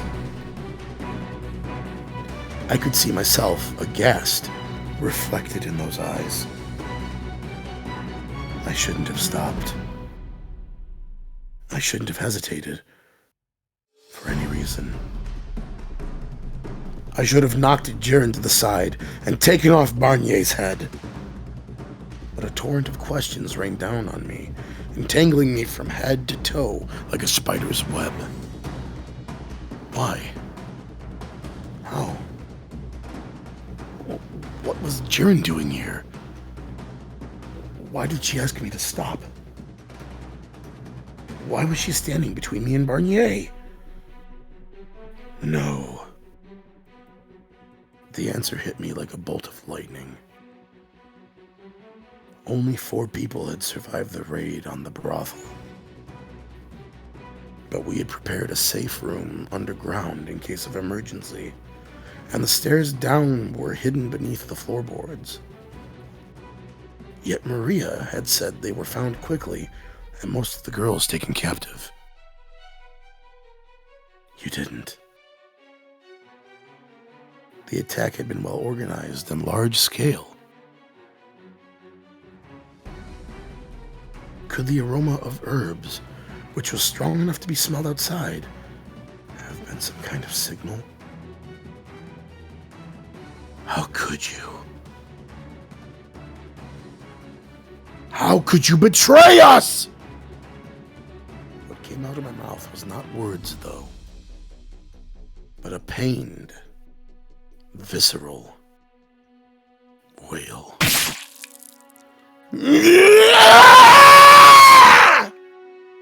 But overpowering everything else I felt was paralyzing shock.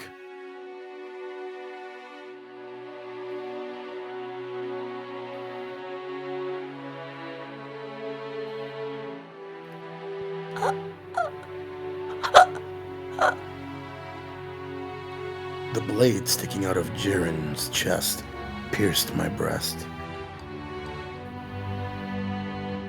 Our blood flowed down opposite ends of the silver edge, melding into a single stream. I had completely lost any sense of what was happening, left only with crushing bewilderment.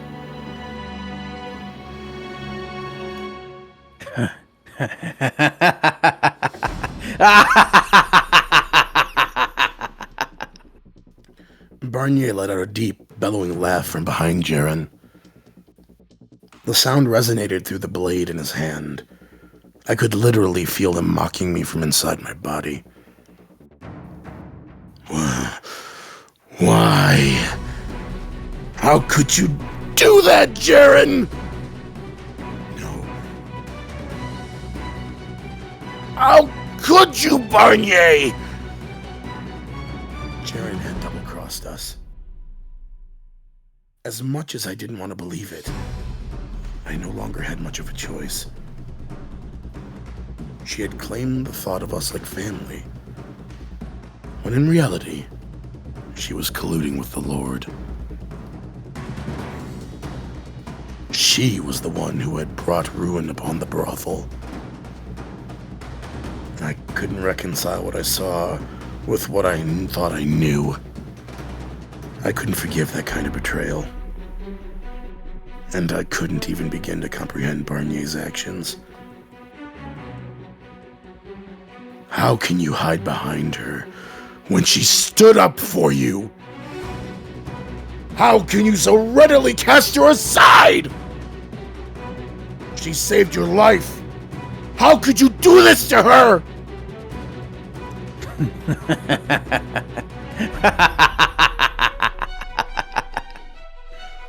What are you laughing at? Look at the girl. Look at her face.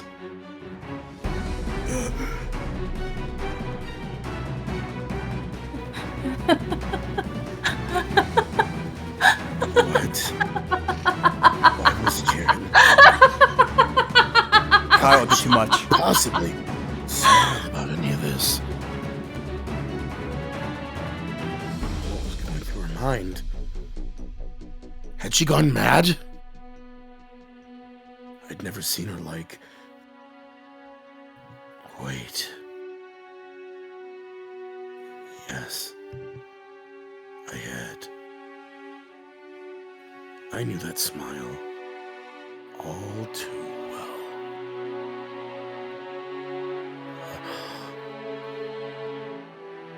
When the realization struck, an almost painful chill crawled up my spine.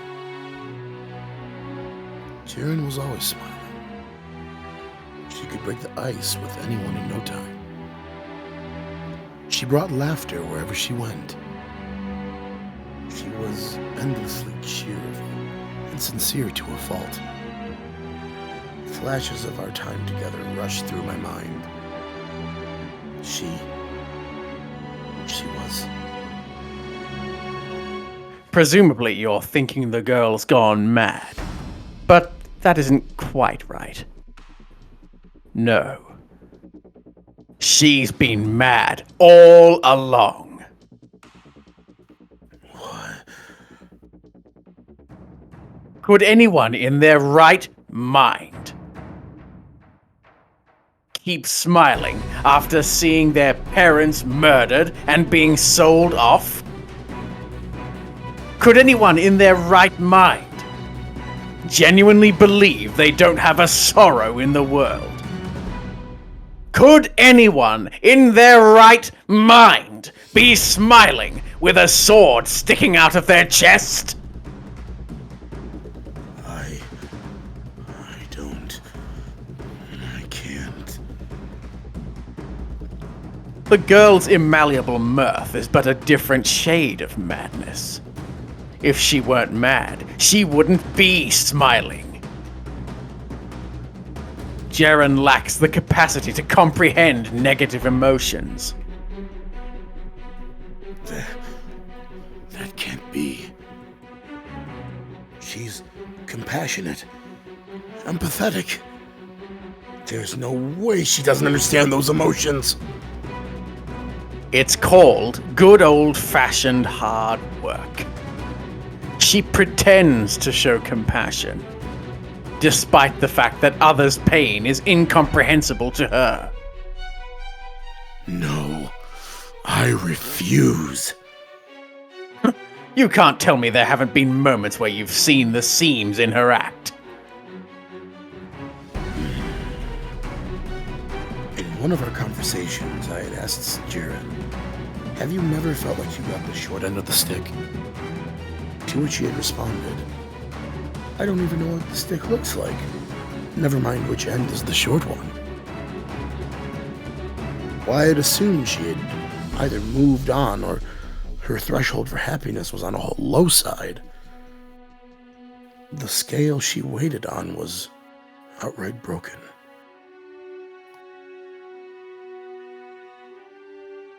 To tell you the truth, I'm rather fond of the girl. After all, I am a madman myself. I wanted to shut out his words, to act like it was all crazy blather, like I didn't see any truth in it. But all the proof I needed was staring right at me. Ceren was smiling, as bright and as genuine as ever. The same smile she always showed us. As blood streamed down the blade in my chest. And still, I couldn't believe it. Still, I couldn't accept that she had chosen this man over us. You said you thought of us like family, Ceren. What happened to that? What happened to all our time together? You would throw it all away for him? Jackie, remember what I said? Excuse me? That I had my eye on someone?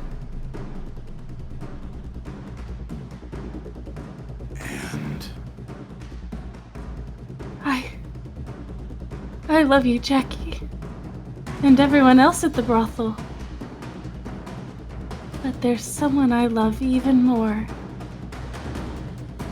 You know, I'm not the cleverest girl. I only see what's right in front of me. How impossibly idiotic could I be? She never had an eye for me. Her heart had always belonged to Barnier. I was being presumptuous when I assumed she was talking about me at the festival. Why him, though? Why this man, of all people? I about fell to my knees, but I managed to hold my balance long enough to stagger back. When the tip of Barnier's blade slipped from my chest, the blood it had been holding in seemed to rush out all at once, and with it went everything I was feeling.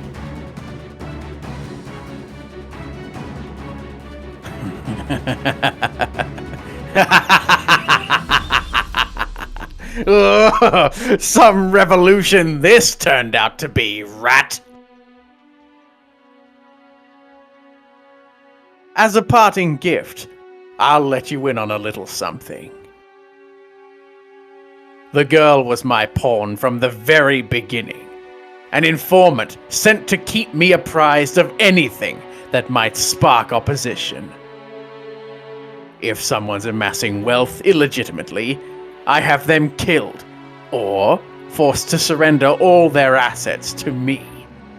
If someone says something disagreeable about me, I have them hanged. That scheming wench, Ginevra, was it? Is probably at the bottom of a river by now. But it would seem I failed to keep everything under control, seeing as you're still breathing and dragging a pack of mindless peasants around with you. That's only a minor inconvenience, though. All I have to do is take off your head. And then, without their leader, they'll regress back to the ignorant swine they are.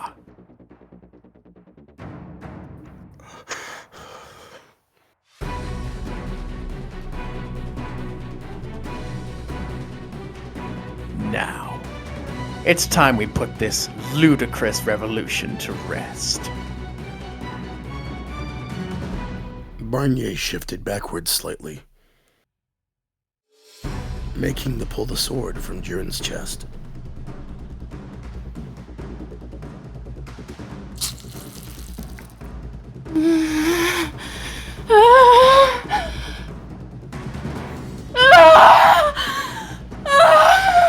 She moaned, the sound of a mixture of agony and ecstasy. I thought I could hear the flesh ripping as the blade passed through it. I should have been readying myself to fight again, to brandish my sword and take this bastard's head. But I couldn't move an inch.